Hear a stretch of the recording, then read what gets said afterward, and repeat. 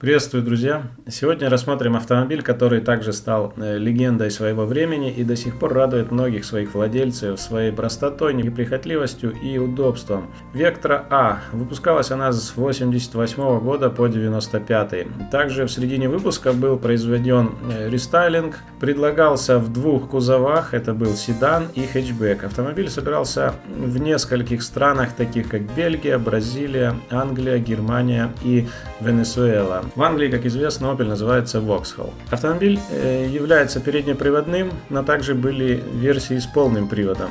Сегодня полноприводные версии уже найти в удовлетворительном состоянии практически невозможно, да и выпущенных их количество было незначительным. Полный привод был гораздо дороже и при покупке, и в дальнейшей эксплуатации доставлял на порядок больше хлопот, чем монопривод. Багажник у обеих кузовов имеет достаточный объем, хотя, конечно, хэтчбэк более вместительный в этом плане. Также огромный плюс, на мой взгляд, это складывающиеся спинки задних сидений, что позволяет перевозить материалы длиной более 2,5 метров. Почти весь салон выполнен из очень качественных материалов, которые даже спустя 30 лет эксплуатации не имеют следов износа. Исключение составляет лишь передняя панель, которая трескается, и также ручки дверей. Пластик передней панели мягкий, и поэтому нет посторонних скрипов и шумов, но это также плюс, конечно. Панель приборов не имеет каких-то особенностей, только стандартный набор указателей.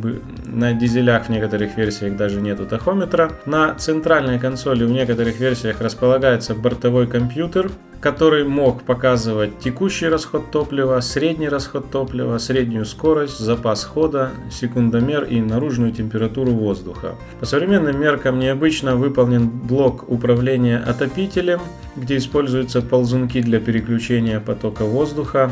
Это два отдельных ползунка, которые отвечают за управление заслонками воздушных каналов. Управление скоростью обдува печки выполнено в виде вращающегося колеса. И еще одна особенность — это включение света в салоне. Он включается путем вытягивания поворотного выключателя головного света. На некоторых версиях устанавливался люк, но, как показала практика, конструкция именно сдвижного люка является неудачной, и если люком долго не пользоваться, также если за ним не следить, не обслуживать его, то окисляются направляющие, тросики привода. Люк перестает либо открываться, либо закрываться, либо частично открывается и затем не закрывается. Коробка передач устанавливалась пятиступенчатая, механическая.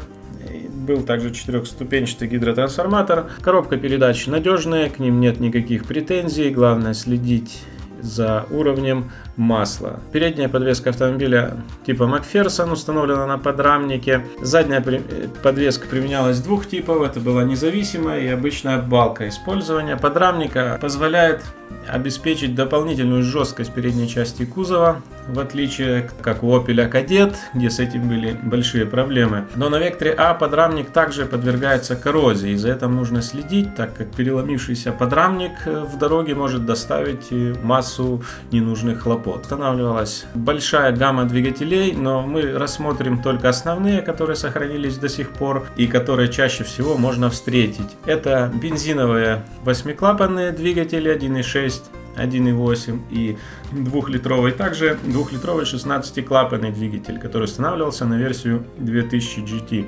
Общий недостаток для всех двигателей — течь клапанной крышки и даже замена прокладок, применение каких-то герметиков, сильно вопрос этот не решают. Многие владельцы на это не обращают большого внимания, так как масло не сочится катастрофическими объемами, всего лишь как визуальное явление.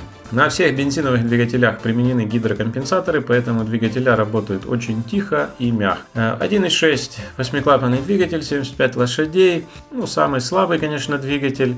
Он надежный, не доставляет хлопот, используется моноинжектор. 1.8 восьмиклапанный, 90 лошадиных сил. С этим двигателем уже автомобиль становится более приятным в разгоне, но также этого двигателя недостаточно для какой-то динамической езды. 2-литровый восьмиклапанный двигатель, по моему мнению, является самым лучшим при покупке, самым удачным, и двигатель, который будет доставлять вам приятные ощущения при езде. Цена его эксплуатации, она сопоставима с предыдущими двумя, то есть цена ремонта ничем не отличается. но зато 116 лошадиных сил позволяет достаточно уверенно себя чувствовать при обгонах и в городском потоке. Двухлитровый двигатель 16-клапанный устанавливался только на версию GT 2000. Он имеет 136 лошадиных сил. С этим двигателем, конечно, машина появляются у нее какие-то спортивные повадки. Но этих версий довольно мало на сегодняшний день осталось. Если вы сможете найти, это будет очень хорошая покупка. Использовалось два дизельных двигателя объемом 1.7. Один разработки компании Opel. Это доработка старого двигателя, который был 1.6. Двигатель, конечно, слабый, имеет всего лишь 60 лошадиных сил, но зато его надежность выше всяких похвал. Его простота, безотказность в работе, у него нет турбины, он работает практически на всем, что воспламеняется от сжатия, и способен без ремонта проездить более 600 тысяч километров. Никаких динамических характеристик в этом двигателе, естественно, вы не найдете. У него также есть очень положительное качество, это малое потребление топлива, это в районе 6 литров. Двигатель 1.7 турбированный, производство компании Isuzu. Используется уже турбина, и с этим двигателем, конечно, больше динамики, но этот двигатель дороже в обслуживании. При каких-то неполадках запчасти на этот двигатель стоят на порядок дороже, чем на опелевский 1.7.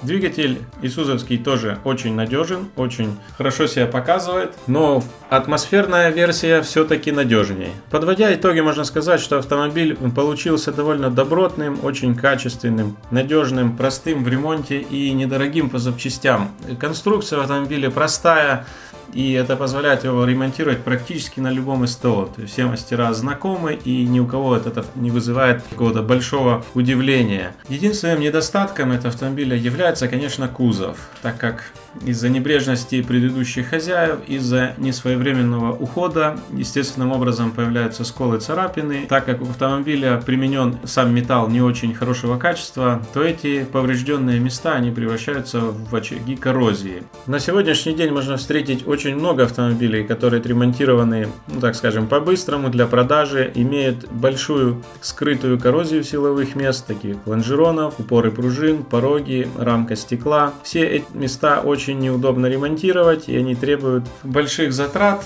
По ощущениям, исправная Vectra гораздо приятнее новой Priora и всех предыдущих версий ВАЗ, и также приятнее, чем Lanos и Nexia. Это мое личное мнение. Я благодарю вас всех за внимание. До свидания.